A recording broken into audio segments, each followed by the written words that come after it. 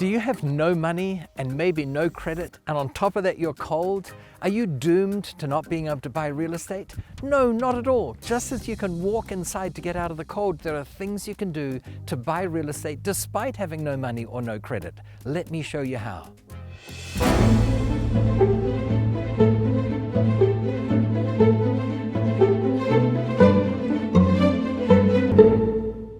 Hey everyone, thank you so much for watching my content. I love creating content because I love teaching real estate, and even more, I love doing real estate deals. I love sharing how I do them. But one of the things that I find is best for getting the information across is to do a live event. One of the great advantages of a live event is you can ask me questions. So I've prepared a live event coming up. To find out the details on it, click the link below. And then during this, not only will I give you the steps required to get started in commercial real estate, but I'll be taking questions and giving my best answers. Hope to see you soon. So the question becomes, how do you buy real estate with no money or no credit? And here's the reality of things, folks. Right now, home prices are up, as everyone knows. In fact, according to Zillow, the price of a typical home in the United States has increased by 23% from December 2019 to December 2021. In other words, what used to be a modest $238,000 home now costs $320,000. And in light of that, it would seem that it is more difficult than ever to buy real estate, especially if you have no money or no credit. In general, people have three main concerns, three reasons why they think it's difficult to buy a home without money or credit. As of December 2021, there are 6 million unemployed Americans actively searching for jobs. And the Federal Reserve reported that the median savings for the American family is only $5,300. Can you believe it? Only $5,300 saved. So Experian reports that 30% of American consumers have subprime credit scores. In other words, if you're unemployed and you don't have much money saved and you've got a bad credit score, it's going to be impossible to buy a home. And the truth is, there are ways around all of these things. So let's look at that first concern, the fact that you need to have a job in order to get a loan. Now, I'm the first to say that if you've got a job, it's probably going to be easier. However, if you're told you must have a job in order to get a loan, then you need to ask someone else. There are three different types of conventional lenders. Number one, banks and other lending institutions. Number two, mortgage brokers. And number three, mortgage bankers. They have programs for people without a job. So ask more people, check it out. Don't go to one bank and get turned down and say, well, see, I told you I couldn't get a loan. Go to 20, go to 30, find the one that will lend to you. The second concern is that you have to have some cash. Many people think, I must have 20% or more down in order to buy a property. Well, you think about it. Many people think that in order to do 100% financing, you must get a single loan for 100% of the purchase price. And when these people fail to get such a loan, they feel stuck. They feel validated in their belief that they can't get 100% financing. So when I say 100% financing, I don't mean you get one loan for 100% of the purchase price. You might get your first loan with, say, 80% financing. That's pretty normal. That's pretty easy to get. So now we've got 80% of the purchase price accounted for by the first mortgage. All we have to do is figure out how to borrow the remaining 20%.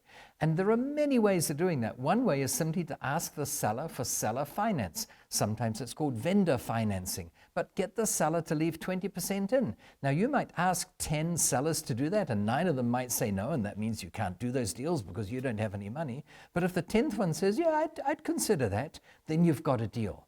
That's just one way of doing it. You might get a second mortgage for the 20%, or you might get a second mortgage for 15% and then get a third mortgage. And if that doesn't work, you might go to an uncle and say, hey, uncle, do you have 20% of this purchase price for me? And he'll say, why? Why would I do that? Maybe you have to offer them an incentive. Maybe you say, well, you can own 5% of this deal. Why 5% and not 20%? Well, you've already got most of the deal put together.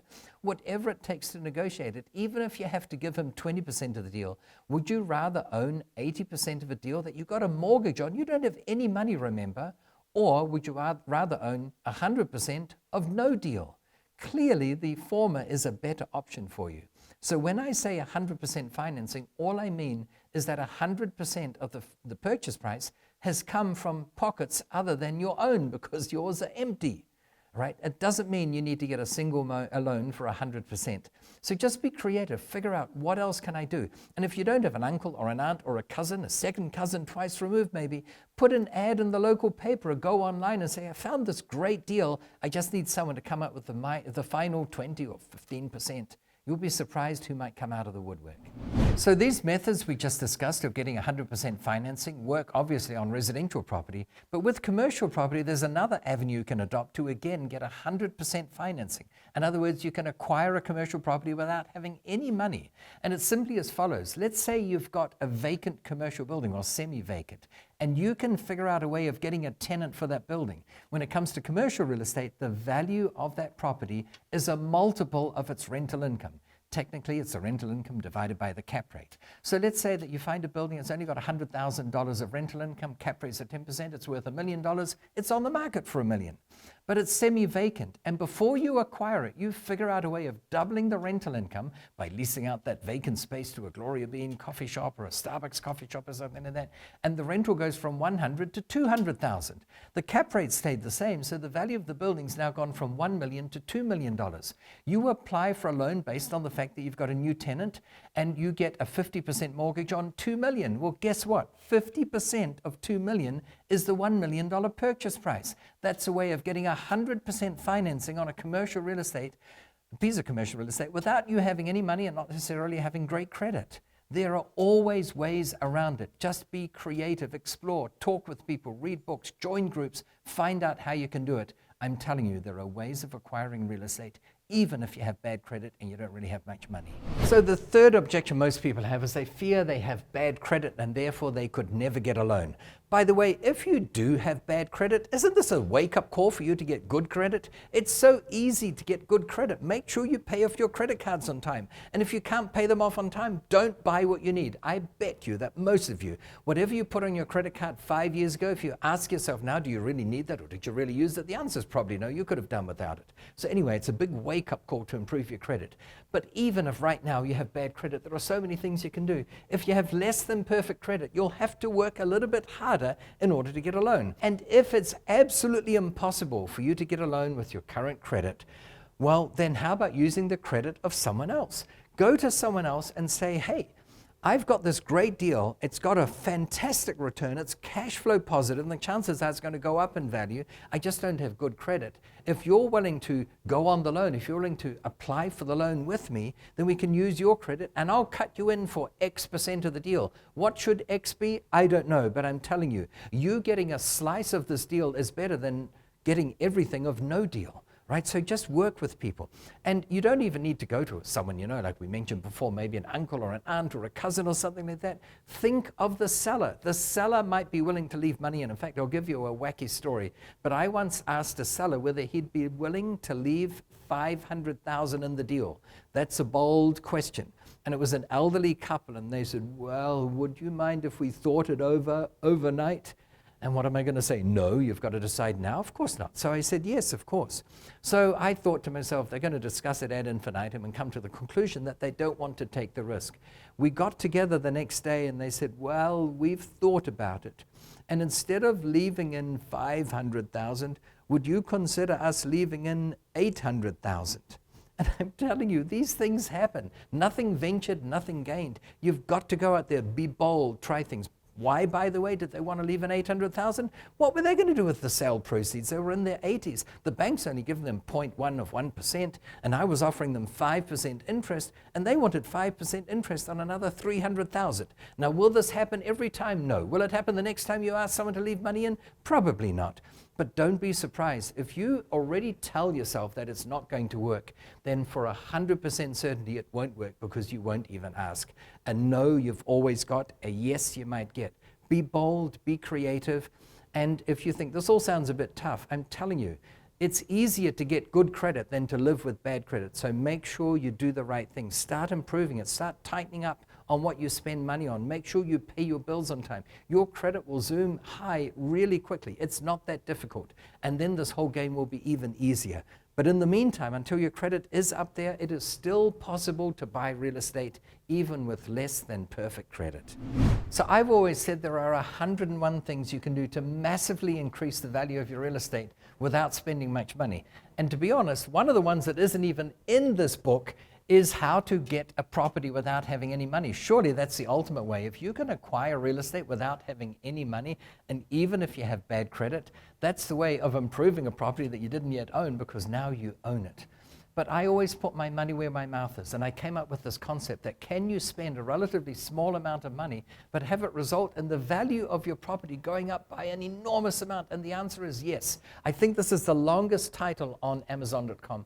It's literally 101 ways to massively increase the value of your real estate without spending much money. And I'm telling you, you cannot read this book without coming up with ideas, or without thinking of ideas by reading this, that you can apply to your existing properties right now. It could be the home you're living in, just to increase its value so that you can borrow more against it. Maybe you increase the value of your existing home, borrow an extra 20%, and you use that as the 20% that you couldn't borrow on an investment property because the bank would only give you 80%. Well, you're getting 80% from the investment property and 20% from your own home. That's 100% financing. Remember, when we say 100% financing, I don't mean a single loan for 100% of the purchase price. I mean cumulatively, what you borrow against the property you're buying, and what you borrow against your own home, and against your uncle's home, and your second cousin thrice removed's home, and every other source of finance. If you can get 100%, you can buy that property.